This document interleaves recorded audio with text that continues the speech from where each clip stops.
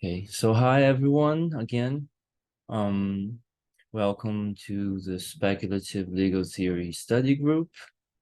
And today we have a special different meeting because the idea of this meeting is to sort of present to everyone the stream that we have proposed to the Critical Legal Conference and to discuss possible presentations, papers, and panels for that stream. So I'm going to start by briefly talking about, I'm going to start by reading the stream proposal text. And then I'm going to talk a little bit, prepared some topics to expand on that so that we can all have a clearer idea of what the different possibilities are and what is expected to from proposals to that stream. And then after that, the idea is for us to be able to discuss possible presentations and panels to be proposed to the stream.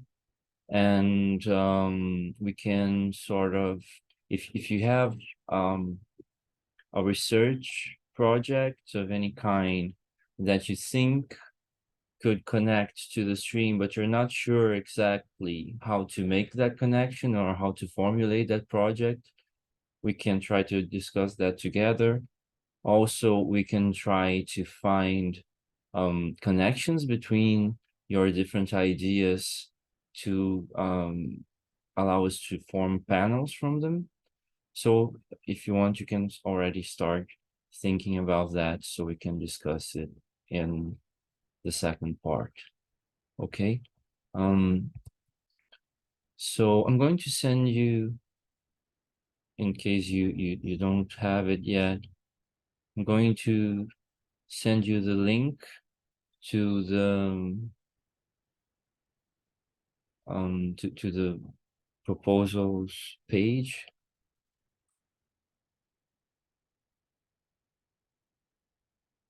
because then you can read it while we, where is it?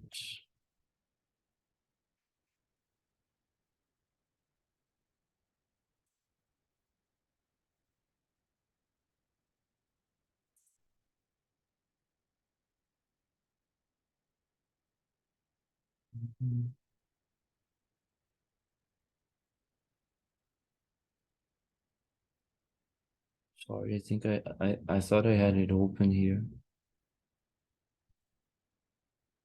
Okay, so here in the chat you have the link for the call. The call for papers came out just yesterday with all of the different streams to which you can propose. So you have 19 different streams, and the streams that the stream that we're proposing is stream 3, Speculative Legal Theory in Times of Techno-Ecological Crisis. There's also a second stream that has also been proposed by members of the network. We even thought about combining those streams and making just one because they have a lot of connection, but then we ended up having 2 separate streams. The other one is stream 4, Speculative Data Sanctuaries, or Save Me From My Data. I'm not sure whether she's actually going to come or not, because she wasn't sure she was going to make it.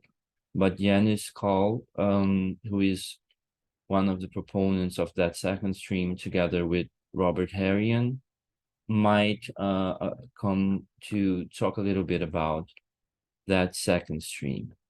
Okay.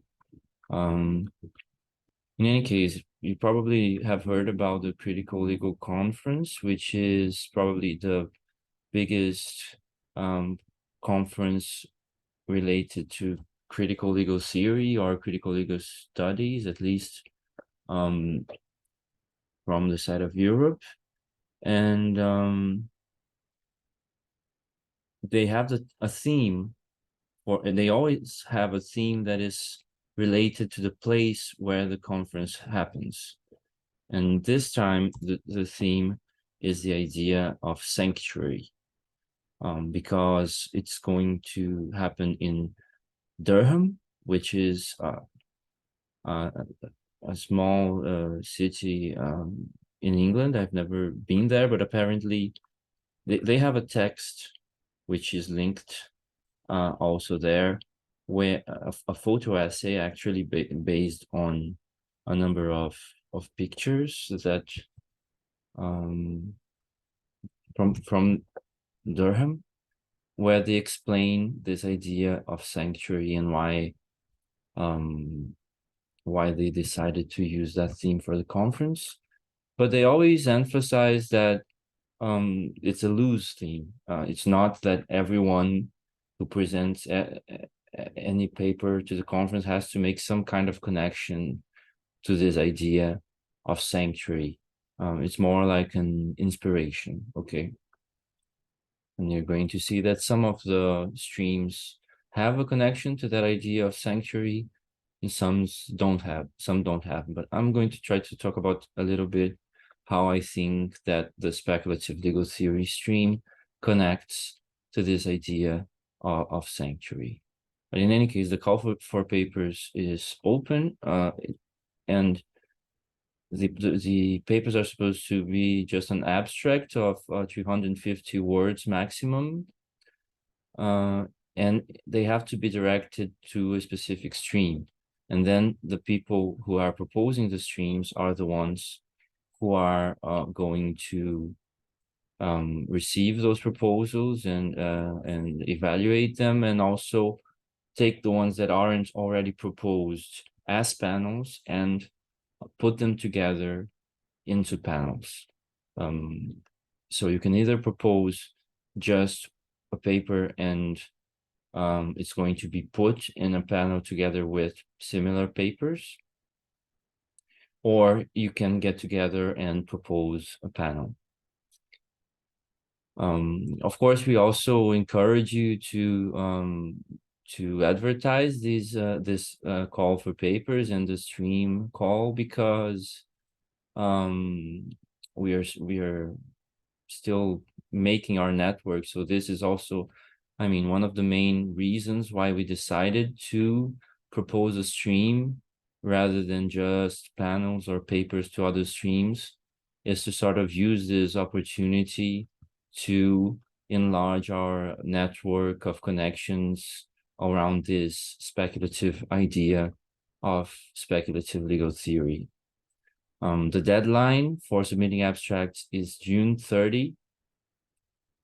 And the conference is in person. So that's the biggest challenge for people like me who are in Latin America or in other parts of the globe other than Europe, which is you have to actually go to the UK to participate. At least for now, I think they don't have any expectation of having hybrid or any kind of internet presentations.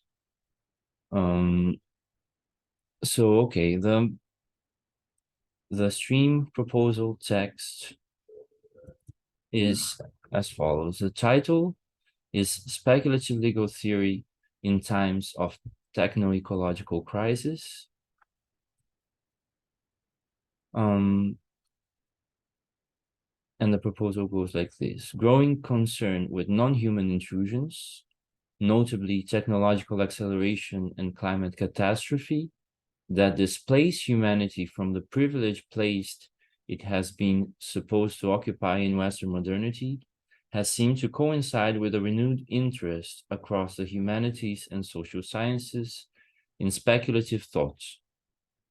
In the theoretical domain, this has manifested in the form of movements such as speculative realism, object-oriented ontology, new materialisms, posthumanism, and ontological anthropology. Despite their differences, those movements show overlapping traits, themes, and references, such as a focus on ontology rather than epistemology, metaphysical speculation rather than critique, and things themselves rather than their representation in thought and language. In its practical or applied dimension, this return to speculation is associated with efforts to imagine, plan, and construct viable paths, places, and worlds in the context of technological and ecological hazards. In times of extremely rapid change, critiquing present institutions, though still vital, seems to become insufficient unless combined with an exercise of speculating about what might come to be. In this stream, we would like to invite you to speculate about how law and legal thought may be able to participate in the construction of inhabitable spaces in the context of radical technological, ecological, or other transitions. By law, we do not mean necessarily the institutions, procedures, and texts we are used to thinking of as law. We would like to expand the concept of law itself, as, for example, in thinking computational code as law in a literal sense, or conceiving of ecosystems as a form of nomos. It is not necessary that all panels and presentations combine both the theoretical and thematic aspects described above. We welcome proposals to draw from speculative, realist, we welcome proposals that draw from speculative, realist, materialist, post-human, ontological, and or metaphysical approaches to legal, political, and or spatial problems, as well as research on technological and or ecological questions that deploys other theoretical frameworks. We hope that the stream produces new connections between those different modalities of speculation beyond what is present a priori in each separate proposal.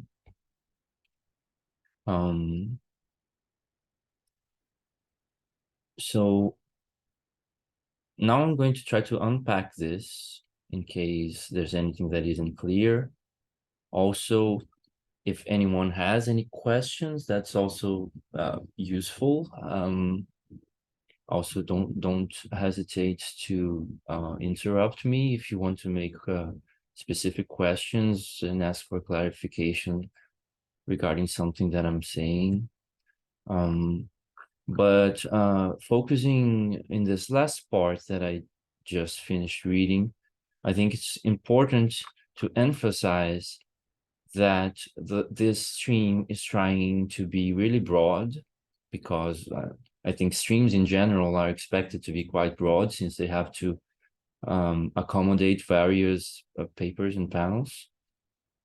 So when we advance a series of definitions here about what we understand by speculation, the idea is not that they are cumulative, in that papers would have to be in line with all of the different things, or with many or most of the different things that we are pointing to here. Rather, we are trying to expand different connections in different directions. And if your paper connects to one of them, that's already good enough. The rest of the connections can just happen in the interface between your paper and the context that we're going to produce. So hopefully the other aspects of this web of themes and theoretical references that we are composing might be able to contribute to your research, but they don't have to be necessarily present to begin with, okay? Especially because, as we always say, when we say that the Speculative Legal Theory Network is speculative itself, that's in the sense that speculative legal theory is not something that necessarily already exists as such, or at least not something that is already defined in those terms. We're not trying to create something out of nothing in the sense of just inaugurating a new kind of theory. We recognize various discussions that already exist in legal theory and in law and technology and in law and ecology, in discussion of non-Western legal orders and such, as already being capable of being understood in terms of speculative legal theory. So we take things that don't necessarily define themselves with those words, and we frame them as part of our idea of what speculative legal theory might be. But this way of framing and this framework itself is something that we are sort of projecting and expecting it to consolidate through this network. So it's not necessarily something that already exists. It's not necessarily something that people are already conscious of in those terms. So it's important that that people are able to connect to this and to identify their research with what we are proposing, without this being already something that is established. So yeah, it's important that that we have a lot of opening for different kinds of papers. But the different lines that can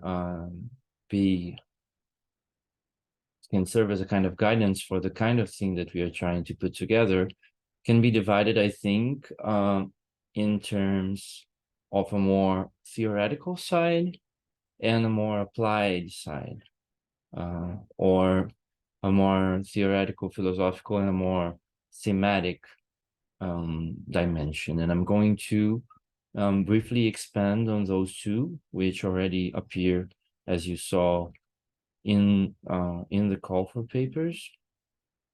So first, the theoretical domain has to do with this idea of speculation, whether in terms of a speculative term, which is a term that is often used in contrast to the famous linguistic term that was quite dominant for quite some time in philosophy and the humanities, or in terms of a return to speculative thought as opposed to critical thought, as it appears in the tradition of Western philosophy.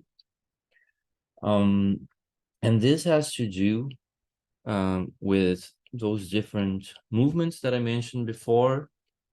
So speculative realism is usually associated with Quentin Meillassoux, Graham Harman, Ray Brazier, what's the name of the other guy? The Schelling guy,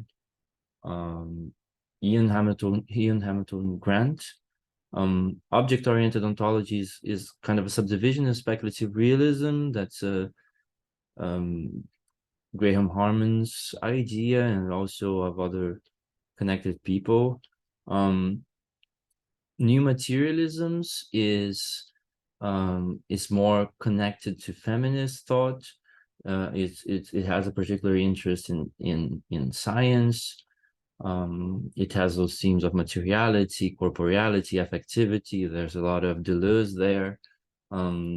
Donna Haraway and feminist epistemology are very important in that context as well. And there you have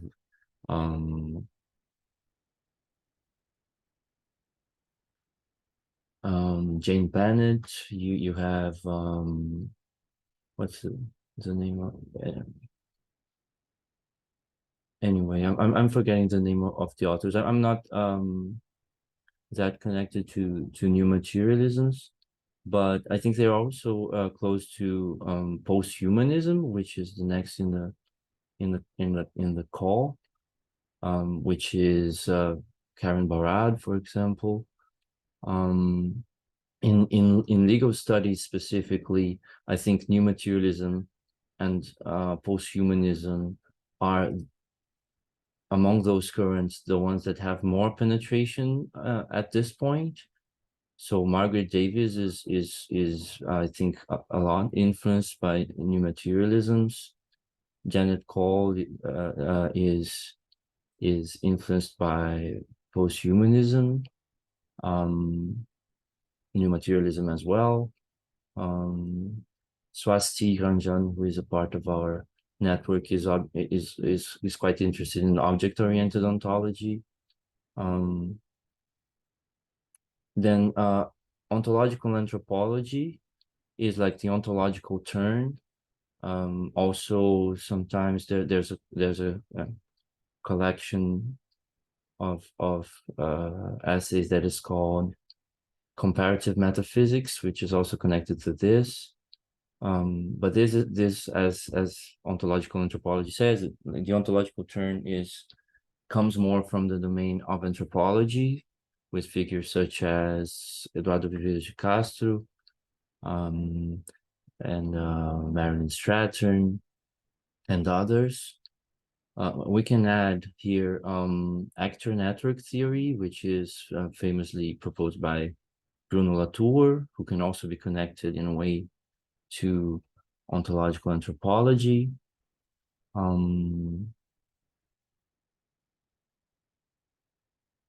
What else? There's also assemblage theory, which is quite Deleuzian, and Manuel de Landa, I think, is one of the more important representatives of that. So basically, what I'm trying to say here is that there's a whole network of possible references, most of which are from outside of legal theory. But anything that connects those references, those different authors or fields of discussion to the field of legal theory is already something that we could identify with this idea of speculative legal theory. Because all of those different movements have some specific traits in common. They might vary, like they might have a family resemblance, to use Wittgenstein's expression, which is to say they might have there's no list of things that all of those movements have in common, but usually they're going to have a number of similarities, even though not necessarily all of them. But I think one way to define the idea of speculation that we are using, and this is a choice. I mean, we could call the network, new materialist legal theory or object-oriented legal theory. Of course, choosing speculative is also one way to frame the subject. It's not my particular preference, the speculative realism current. It's more technical and philosophical.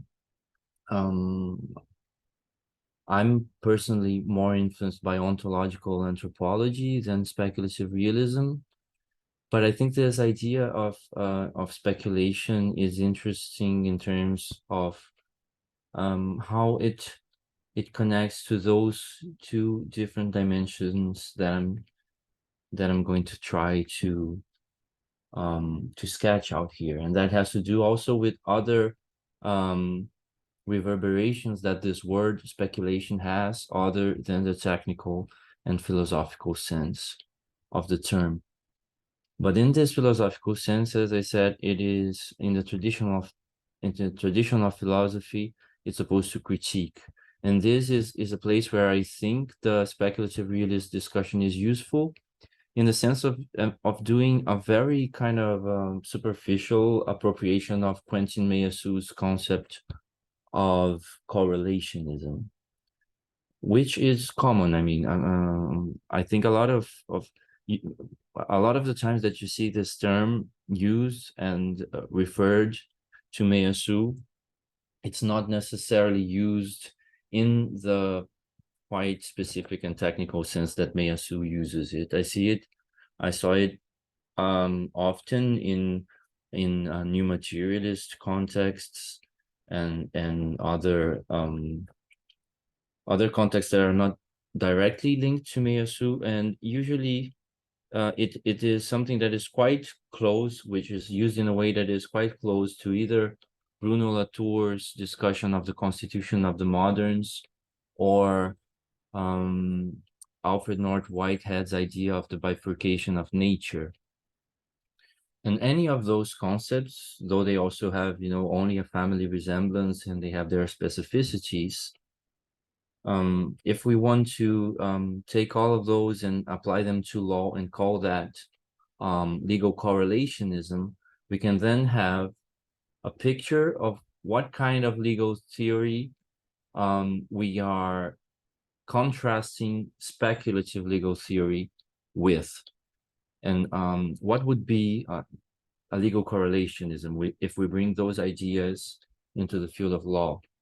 I've got a quote here from a book that is an introduction to the idea of speculative realism, which I think is useful to explain what correlationism is in for this speculative turn in philosophy. So the quote goes like this: the origins of this correlationist turn lie in Immanuel Kant's critical philosophy, which famously abjured the possibility of ever knowing a noumenal realm beyond human access. In Kant's famous Copernican revolution, it is no longer the mind that conforms to objects, but rather objects that conform to the mind. Experience is structured by a priori categories and forms of intuition that comprise the necessary and universal basis for all knowledge. Yet the price to be paid for securing this basis is the renunciation of any knowledge beyond how things appear to us. Reality in itself is cordoned off, at least in its cognitive aspects. So basically, the correlationism idea, the way Meyasu uses it and the way other people use it, drawing from him, has to do with this idea that since Descartes and Kant, modern philosophy has been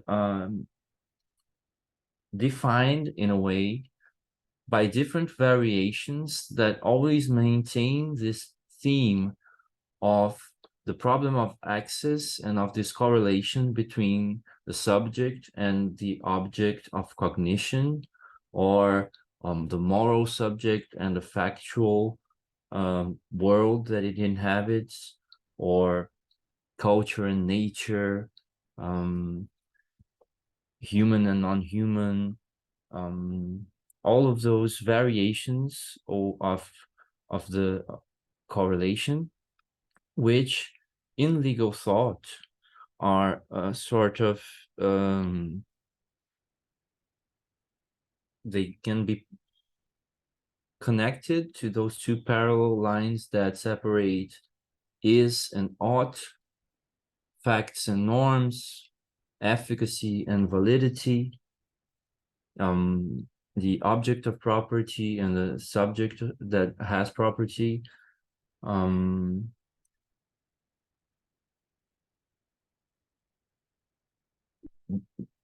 In Kelsen, for example, you have a very clear statement of this separation as a sort of a priori structure of legal cognition. Kelsen makes a difference between a principle of causation, which would be the principle through which natural sciences know their objects, and the principle of imputation, which is the principle through which a moral science, a science of norms, such as law, knows its object, because law doesn't know facts, it knows norms, even though positivism sort of sees and knows the factuality of certain norms. There's an objective character to that, but still the norms should be known as norms, and that's fundamentally different from knowing facts. So the the hypothesis of a legal correlationism would be that just as modern thought in a more general sense, legal thought and consequently legal institutions in Western modernity have been historically structured on this correlation between law as a part of culture and the object of the enforcement of law as part of nature. A human being, of course, is sort of a connection between those two dimensions because we do have a physical body. We are a natural animal, but in as much as we are able to performing certain speech acts to connect to the legal institution, we are also correlated to a normative dimension, which is, in what concerns law, our existence as a person. So my being a person is the legal, the normative part of my own self. But at the same time, this is only possible because I also have a human body that, as such, can be the object of the efficacy of law as an institution that has coercive power and a factual reality. It has a force of law, to use the expression.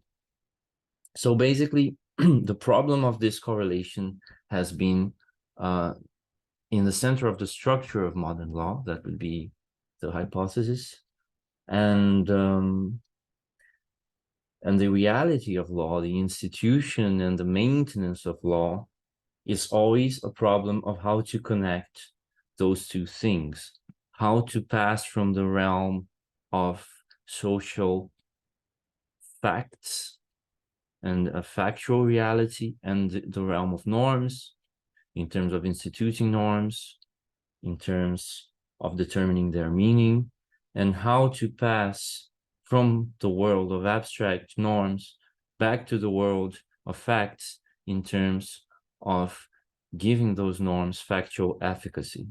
Okay. So that would be the way we are used to understanding law in modernity, in Western modernity. And this, just like in philosophy, would repeat itself with variations in a series of different incarnations or generations.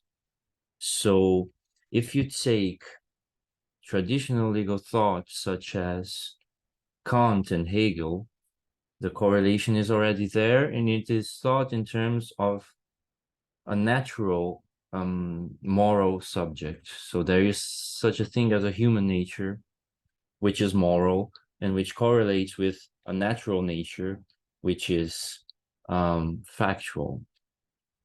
Then in more modern legal thought, but liberal mainstream legal thought, such as I think gains its most purified form in Hans Kelsen's Pure Theory of Law, you have more and more a desubstantialization of the subject of law.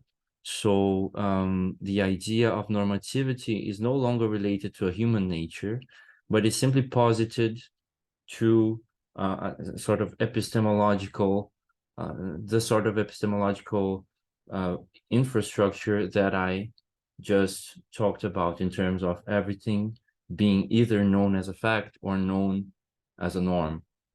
So in a way, I think in Kelsen, this correlationism reached a sort of maximum of its intensity, in the sense that the normative human is completely denaturalized. So you don't have to depend on any kind of knowledge of human nature to have normative knowledge of human person as a part of the legal structure. Okay. So this is critical in the sense of the kind of thought that in the Kantian tradition is preoccupied with epistemology rather than ontology, and is preoccupied with the conditions of possibility of knowledge rather than with things in themselves. That is going to be sort of dissolved in the legal tradition after Kelsen with Hart, and then Dworkin. Hart makes it more social, Dworkin makes it supposedly thoroughly interpretive. But in any of those cases, you still have a correlation between the normative and the factual. You still have the problem of interpretation in terms of how is the subject going to know law. So interpretation is still structured in terms of this correlation. And then you have the critical tradition, which is more important in the case of the critical legal conference, but which is critical not exactly in the same sense, though in a way it's still the same tradition. It's a difference in the sense that it's not so much the inheritance of Kant that defines critical legal theory and critical legal studies. In a way, it's a more usual sense of critique, which is that those theories are critical of law as we know it. They're critical of power. They're critical of the state. So they're not. So critical here is not so much opposed to speculative as it is opposed to liberal. And in this sense, I think is one of the senses in which speculative legal theory is not in rupture with critical legal theory, but can be seen as a part that is, or a continuation or an emergence within the field of critical legal theory. Okay.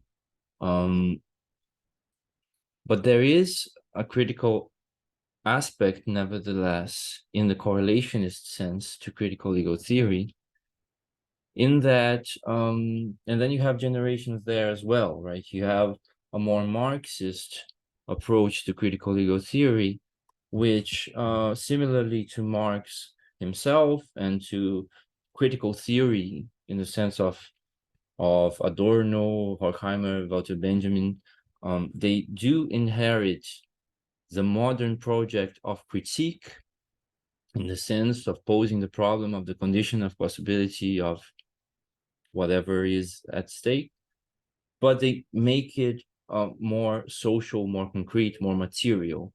So critique, instead of happening simply in the subject's mind, critique becomes a sort of a social and historical process in which the conditions of certain modes of social relations and of relations of production and of power relations are progressively transformed because the conditions of their possibility change, and they can be the object of critical intervention, both intellectual and practical. So in that sense, Marxist critical legal theory is inheriting this critical tradition and making it more material. Deconstructive legal theory or postmodern critical legal theory also takes even further this tradition in the sense of radicalizing critique to the point that it's a critique of critique that poses the problem of the very possibility of critique, and gets to the point where any kind of knowledge and any kind of action becomes deeply problematic. This has a very radical critical purchase in relation to legal institutions, to legal interpretation, to power, and all that. And at the same time, it is often accused of being sort of paralyzing, of making it impossible to imagine different futures or possibilities, or to establish the conditions for collective action, or for wide-ranging social change and so forth. But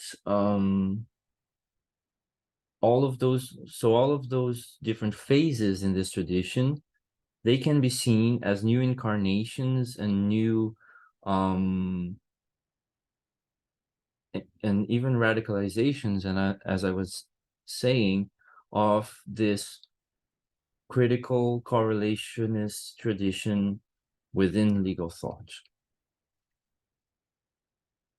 So even though, as I was saying, speculative legal thought draws in a lot of sense from the same references and the same political commitments as critical legal theory, it also represents a turn within this tradition, in the sense that even though it doesn't find that exploring and criticizing and deconstructing the conditions of possibility of law as we know it isn't important, it's still important. There's also a limit to how useful that can be, unless you also have another dimension which is more affirmative and creative in terms of creating concepts and realities that are entirely different from what we already understand as law. So speculative legal theory, in this philosophical sense, would contrast with critical legal theory in that it allows for direct questioning of what law might be. So instead of having as an a priori structure that defines what we can understand as law, based usually in this nature, culture, fact, norm bifurcation, speculative legal thought supposes that we can speculate in the sense of imagine, project, create concepts of other things that law might be. And that takes us to the more practical dimension of the idea of speculative legal theory, which is connected, as also appeared in the second part of the proposal of the stream text, which are, without the exclusion of other possibilities, the question of technology, technological transformation, acceleration, and the question of the ecology, climate change, the Anthropocene. Why do those questions connect to the idea of speculation? One thing is that those transformations and the way they are happening in a way that seems to bring an urgency of changing the ways we inhabit our planet, they change a situation that was pretty much established until the beginning of this millennium, which was the sort of end of history where the impression that we had was that the state and capitalism and a whole set of structures to which law was connected were sort of eternal and inescapable. And so we had to criticize them. We had to find ways to breach those overarching and totalizing horizon, okay? And now it seems like we have changes that are so deep in terms of putting into question the very idea of what it means to be human and the place of human in history, the relation between social history and natural history, for example, as Chakrabarty puts it, that seems to push us to imagine what else law might be, not just because we would like to make it otherwise, but because it starts to become unlikely that law is going to be able to continue to be what it has been until now.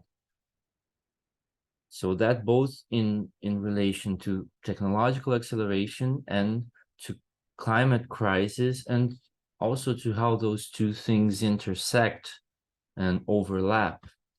So in terms of technological transformation, you can say that, as Mireille Hildebrand puts it, for example, every phase of the history of law, corresponding to different concepts of law that have existed in history, has corresponded to a certain technological infrastructure through which law is implemented and reproduced. So for Hildebrand, modern law is predicated on a certain technology of circulation of information, which is the printing press. And the emergence of new technologies of information, such as computer programming and artificial intelligence, machine learning, neural networks, whatever you like. The emergence of those technologies and the progressive connection of legal institutions and legal practice with those technologies isn't just an accessory to law as we know it, but it necessarily transforms the very mode of existence of law. So law becomes something else.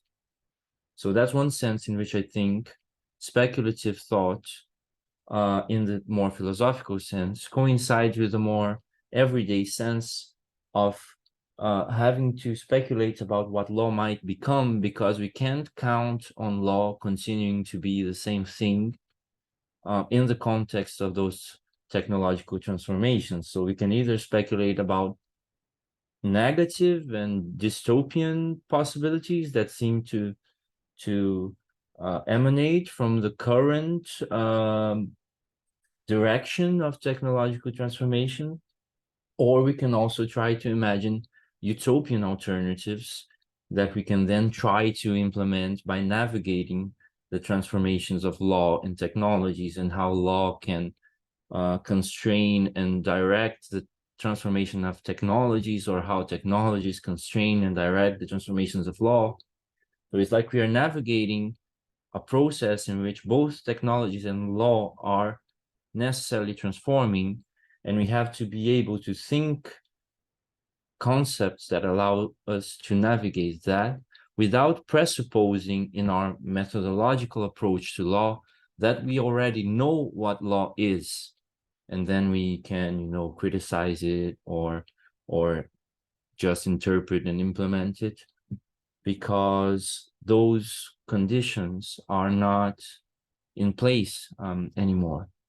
And the same goes, and I'm going to close with this, the same goes for the ecological question, in that the Anthropocene, the realization that this modern bifurcation of nature, through which the human has put itself in place of the autonomous free agent that poses its own ends in the very form of law often, and then implements those ends on nature as a mere means.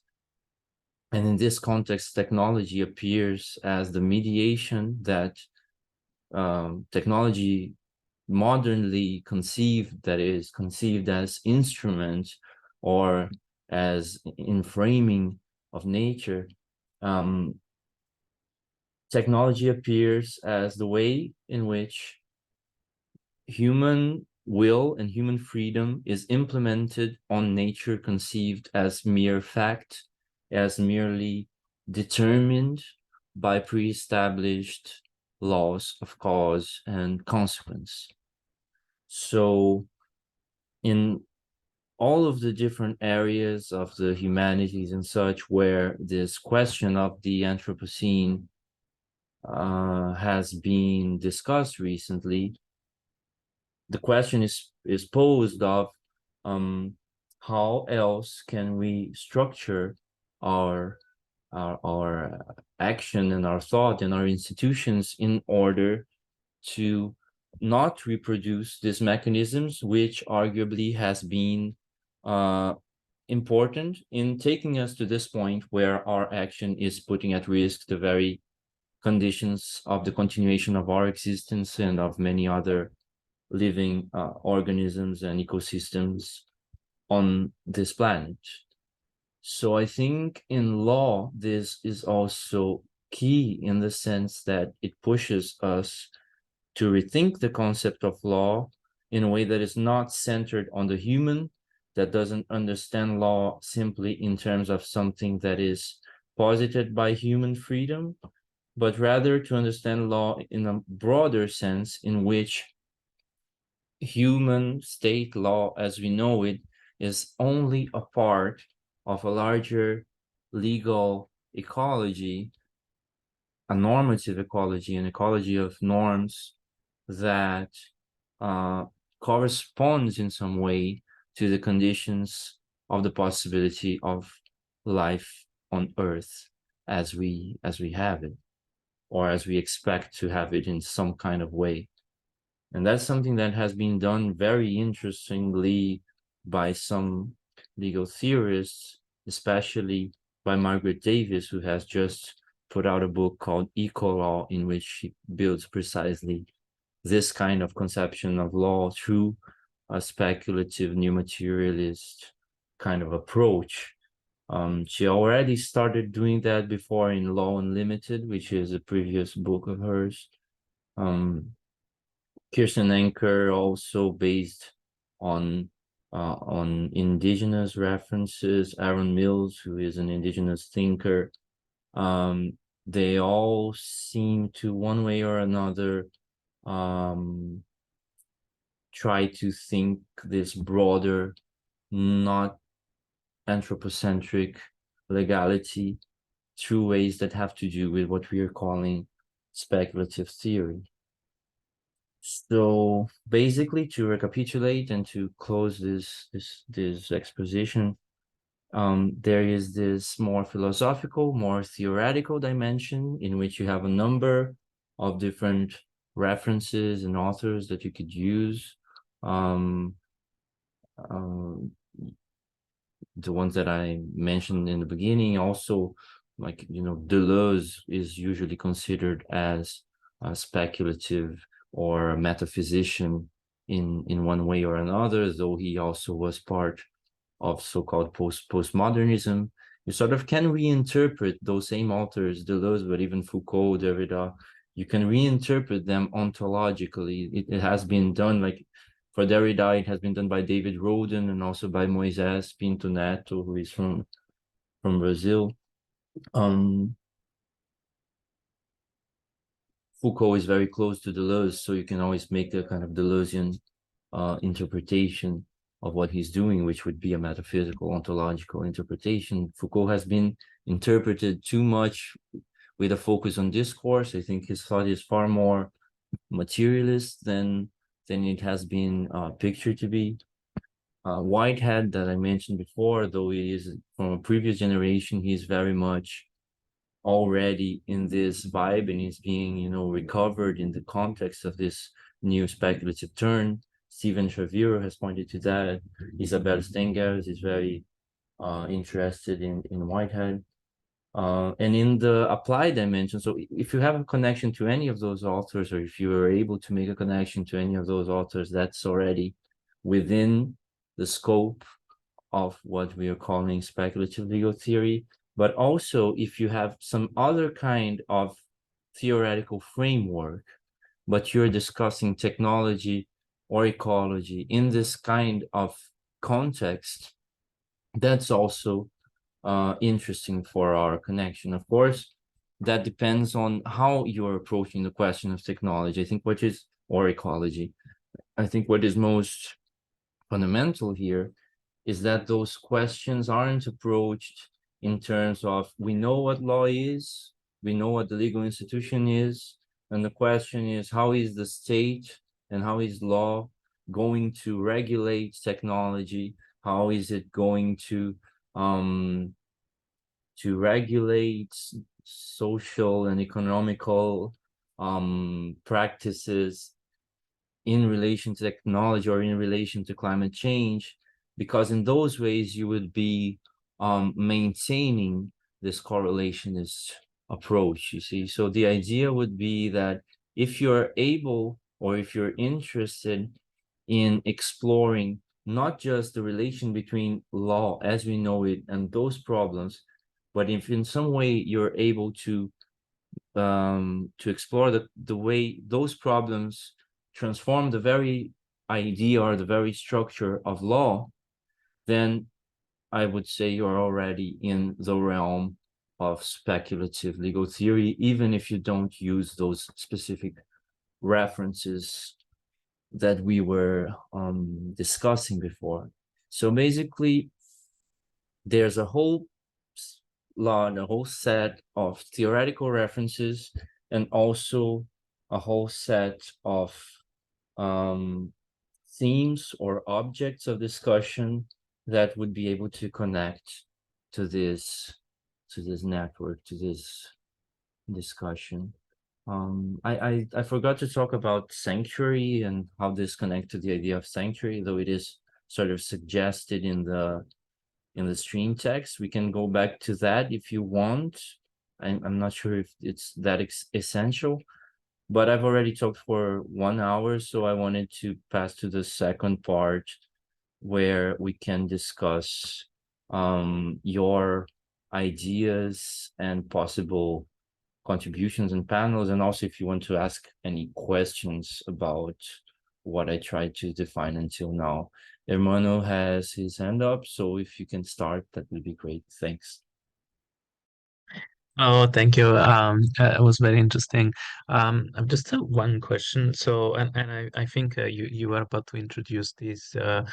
How do you think we should proceed with the submission? And I didn't understand whether um, you would like to write like one single paper or whether each of us will be um, responsible to submit their own research paper or whatever project. And But yeah, basically, the idea is that we have a whole stream that has to be filled with papers, right? okay. And the papers are going to be submitted to my email, which is on the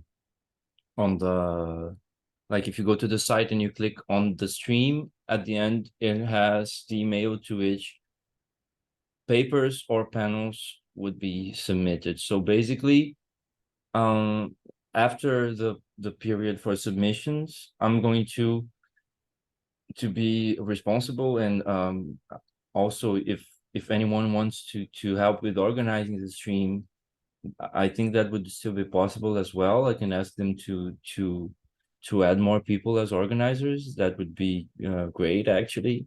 But um, basically, the idea is not that we all make one paper, because precisely we have to populate that stream. Like we have a whole stream. We're probably going to get papers by people that we haven't ever heard of, because people are just going to get the critical legal conference call and they are going to look at the streams, and hopefully this one is broad enough for different people that we haven't connected to yet, identify with, and sort of that's going to be an opportunity to connect with more people. But from the point of view of those who are already connected here, the idea is just to try to come up with ideas to populate those streams. Um, it should be quite easy. I mean, to participate. They said that we're not expected to not select papers unless there's really some kind of problem. Like the idea is to accept as many proposals as possible, but it's going to be nice if we're able to make them as good and as interconnected as possible. So the idea is to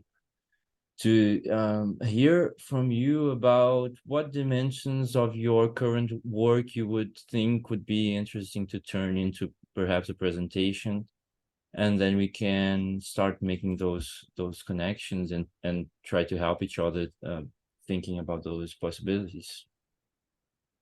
Okay. Okay. So I think now I got and so essentially it would be like just an oral presentation. So we will not write a paper, or there won't be like a conference proceedings where we can publish eventually the collection of papers that have been presented um, at the I panel. don't I don't think so. At least until now they haven't said anything in that sense. I also asked myself that because presentations are called papers in the call. Like it's a call for papers. So it sort of seems like there would be papers at some point, but Okay. I already participated in a critical legal conference and I didn't turn it into a paper. I don't know if, but in any case, like usually if you want to present the thing and then turn it into a paper, you can just try to publish somewhere. I think it's usually better, right, to publish in a journal that has a good position in your specific field than just putting it into the conference proceedings. So I think it's interesting. Like even if you want to publish, you can just take this opportunity to present it. It's I think it's a 15-minute presentation, something like that. And then with the feedback from other people and such, you can develop it better to finally publish it. Okay. Okay. So I mean, I think it's quite feasible at this point and very interesting. All I want to know is whether um, there should be like some sort of, I don't know, 1500 paper that must be submitted before June 30th, or whether the abstract will be sufficient eventually. It seems that like the deadline there is I'm sorry, you cannot see me. I'm in my office at McGill, but apparently my camera doesn't want to pick me. Maybe I'm too high. yeah, you're kind of a dark but I can't find it here, but oh yeah, now we can see you. But anyway, oh okay, here it is.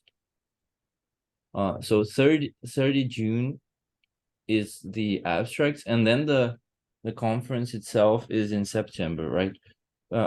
They don't say anything about full papers. I think they would Yeah. say it by this point if they expected us to have actual papers. Um, in any case, I think if there are like if eventually they want something written, it's probably not something definitive. It will be just like that kind of thing where it's going to be sent to the other members of the panel so they So can to sort get of like have an idea. But comments and yeah. I think that the time when I presented, there wasn't any of that.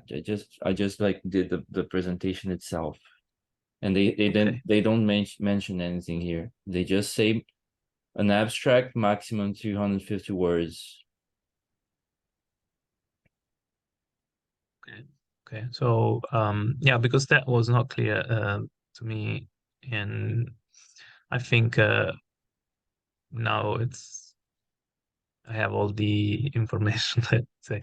So Yeah, thank you for here the it says papers will typically consist of a 15-minute presentation, which will be grouped together with 3 or 4 other presentations within 90-minute panels. So basically, I think the paper is the 15-minute presentation. okay. Okay, okay, that's good to know. I may use one of like one. some draft work that I'm developing and eventually Hmm. turn it into a presentation. Great. Yeah, and what's that about? Like to start the discussion, Well, maybe people will feel unfortunately, I more also have encouraged. yes, unfortunately, I have to leave also, but Hmm. because I have an appointment. But the the idea is to present on this concept of ecological law, and so in the context of the climate crisis, and whether we should challenge our current um, paradigm based on anthropocentrism and Western system of laws. But in the meantime, as actually I liked in the call that you wrote, many times when you read on these topics, let's say there is no speculative projection on what a potential solution may be. Usually there is a sort of call on, dragging the attention on the problem.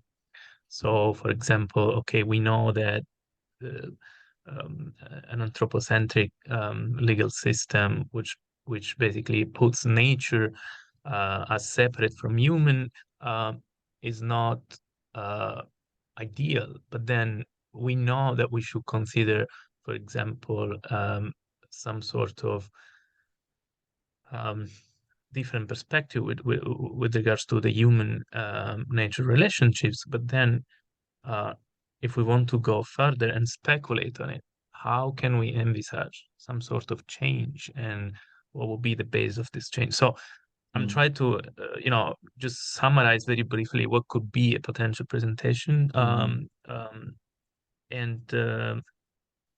if you think that, on those lines, the presentation will make sense, then I will be happy to further develop it, and perhaps call where we can call for another meeting. Also because I think many people that are interested today are actually at the LSE in Puerto Rico. Mm. Uh, Oh, so so there's something happening at the same time. yes, yeah, well, there are like thousands of scholars there. So I think yeah, I would be happy to participate again to this before June 30th. Hmm. And yeah, so unfortunately I have to leave, but I hope it makes sense what, Yeah, it let's say, does this perspective. absolutely, and I think you're right, especially in pointing out that, if I understood you correctly, that we are we already know that we have a problem with ecological crisis, that we have a problem with modernity, that we have a problem with modern technology. That's already been discussed Cast a lot. Yeah. exhaustively. So I think we are at the point where we have to start imagining other stuff instead of endlessly pointing to the problem, right? So in a way Yes. that's how it connects in a way to the sanctuary thing as well, like to speculate about possible havens from those dangers that law can help to produce in one way or another. Though that's not necessarily this spatial, configuration is not necessary, but it's one way to think about that. How can we imagine possible worlds where we can live in these contexts, and how law can help with producing those, right? Yeah, exactly. Yeah. But yeah, I mean, I don't So want okay. to hold you No, no, no. but I'm super sorry. I have like I want to be on time to this yeah, other yeah, meeting, please. but I always enjoy being with you, and I hope we can, just let me know. Mhm. I will wait for updates, and also let me know the outcome of this meeting of today. And I Yeah, thank yeah. everyone for today. Thank you. Have a nice day. Bye bye. Bye everyone. You too. So who wants to say something next?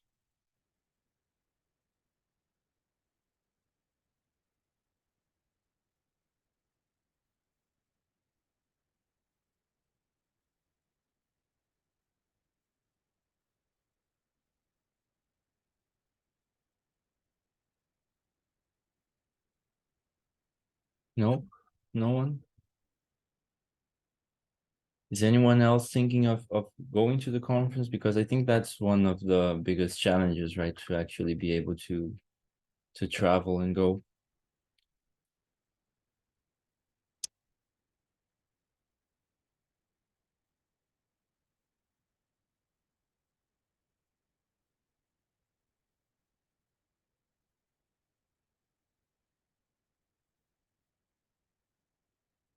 Well, while you think, one other thing that I wanted to do is to read also, since I think Janice wasn't able to come. I also invited Robert, but he couldn't come either. Hopefully, we're going to have soon a meeting with Robert about this proposal, because this was quite a coincidence, because we were thinking about this speculative thing, and I talked to Janice because she's a part of the network as well, to see if she wanted to work on a stream proposal, and she said that she was talking to Robert Harrion, who was also thinking of something, and she sent me his idea. So we hadn't talked, and he wasn't part of the network yet. Now he is, because we got in contact. But his idea was speculative data sanctuaries, or save me from my data.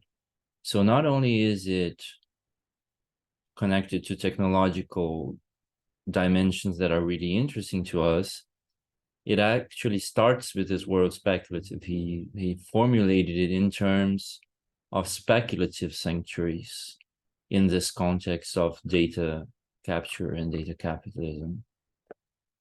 So I'm going to read his proposal in case anyone is interested. His and Janice's proposal. Can communities of individuals find sanctuary in or from the power, authority, burden, perhaps the inevitability of contemporary data practices? In feeding innovations such as automated decision-making, generative AI, for example, ChatGPT, and advertising, as well as underpinning a rhetoric of innovation, data plays a fundamental role. In envisioning critical legal ways of thinking with and against data and data-driven capitalism, much focus has been placed on the recreation of humanist privacy through rights creation and affirmation, although perhaps less so enforcement, via legislation such as the GDPR. Building on the theme of our stream at the CLC 2022, this stream seeks to expand perspectives on a-human, non-human, post-human, meta-human, and more than human speculative sanctuaries. So you see that there's a very big thematic connection there in terms of the decentering of the human, in terms of the legal theory that is involved. We invite participants to consider critical use of data for alternative societies, how communities and individuals may seek sanctuary from data, and what the benefits and threats of doing so are, as well as critical consideration of the stakeholders who offer sanctuary from the burden of personal data and its management, data trusts, unions, brokers, etc., who promise control over and meaning through data via models of ownership and the legal frameworks that necessarily structure such relationships.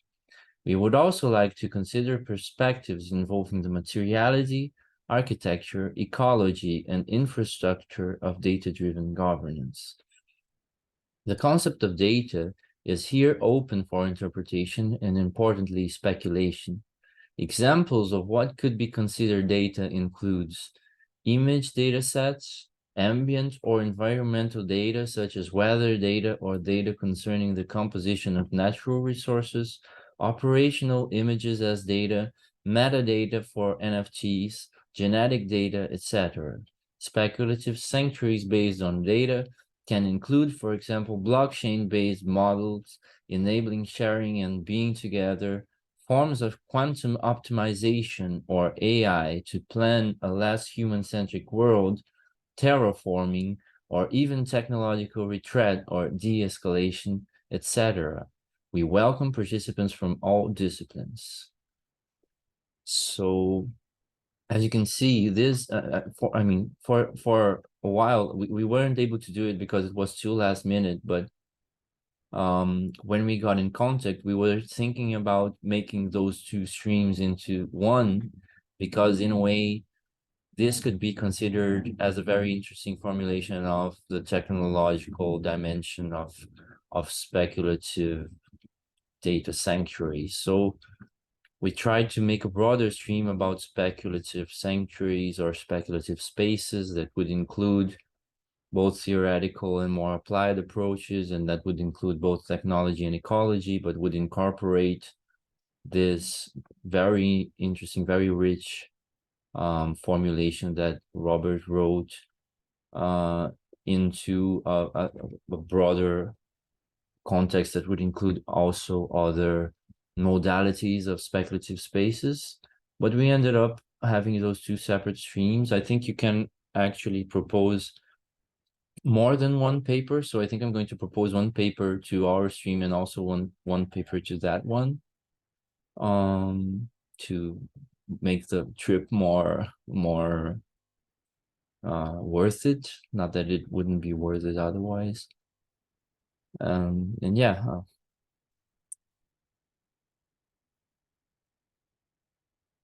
if you have any ideas that you think would connect to one or to the other, or if you want to just like tell us a little bit about your current research. I mean, most people here have already talked in our previous meetings. I think Danielle is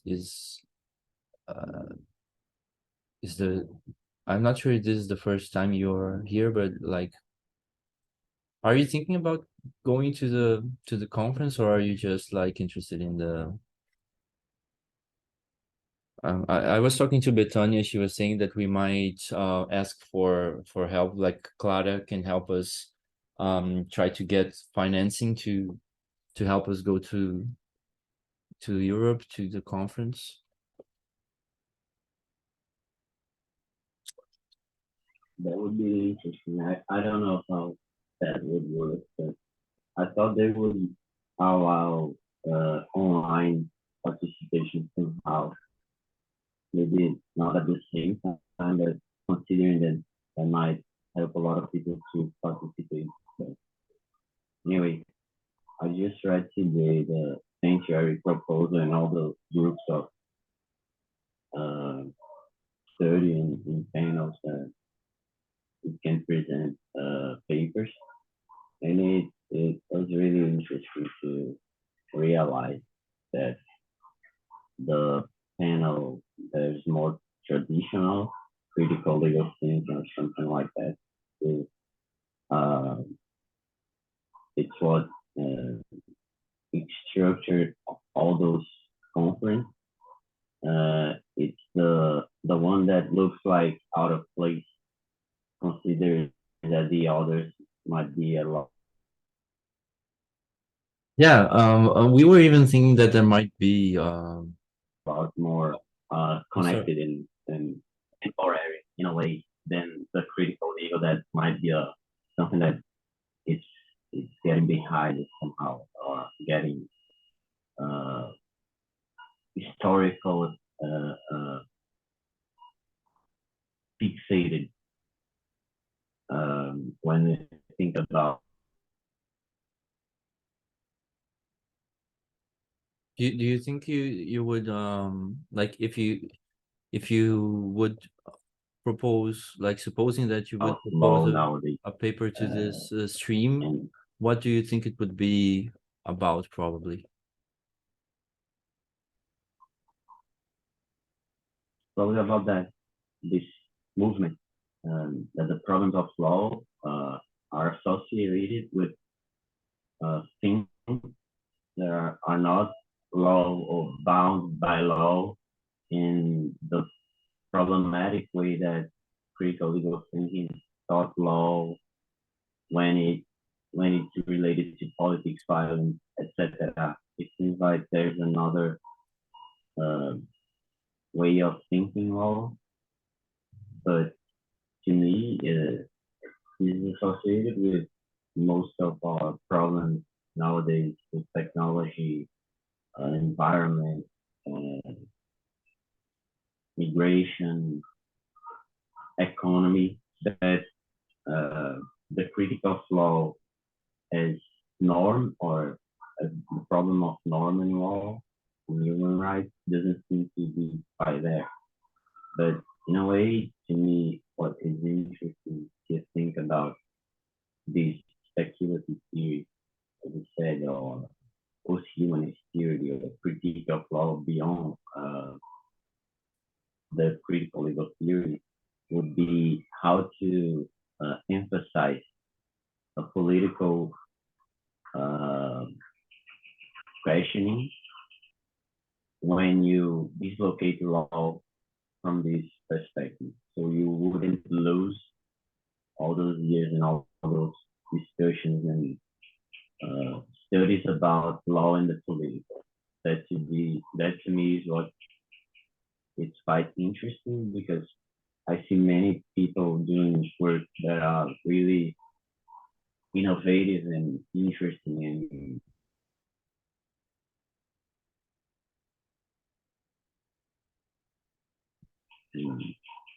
like uh, not so grounded as it should be when we think law as a problematic in concrete jurisprudence somehow.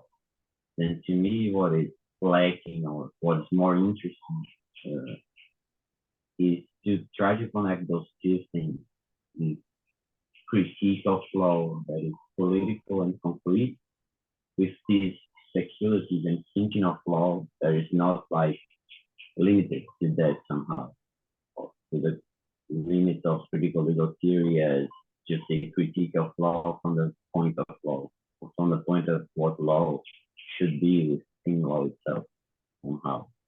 So this passage or this movement between a thought that is critique about the ways of law, violence, discrimination, gender, race, coloniality, to be also be somehow associated with this movement of thinking beyond that with new categories, categories, but in a way that this would not be just something detached somehow or not uh, fixated with concrete problems. That is just what seems to me by what I'm reading and looking out there. That is a necessity of speculative in terms of imaginary, in terms of thinking beyond this just nowadays politics or political surroundings.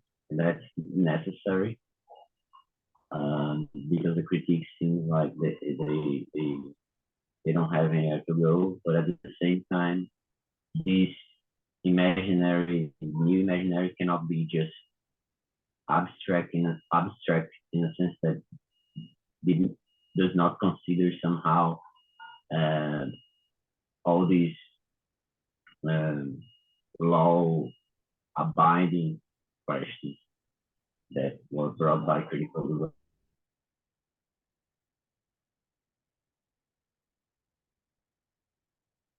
theory. So I say that because I don't Marxist studies because I think they reduce law to this conjunctural or real politics of later days. And they reduce speculative theory to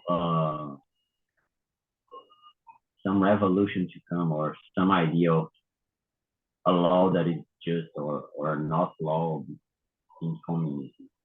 So I think that if you can take some of the critique of legal theory in a grounded way with speculative theory and imaginative way, we might be able to study those fields that were not considered by critical legal theory traditionally.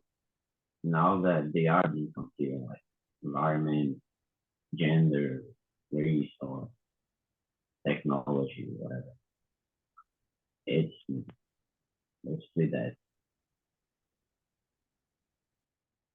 Yeah, that's great. That's very in line with, of course. I mean, like Danielle is together with me and Betania, and also Edu, who hasn't participated here yet.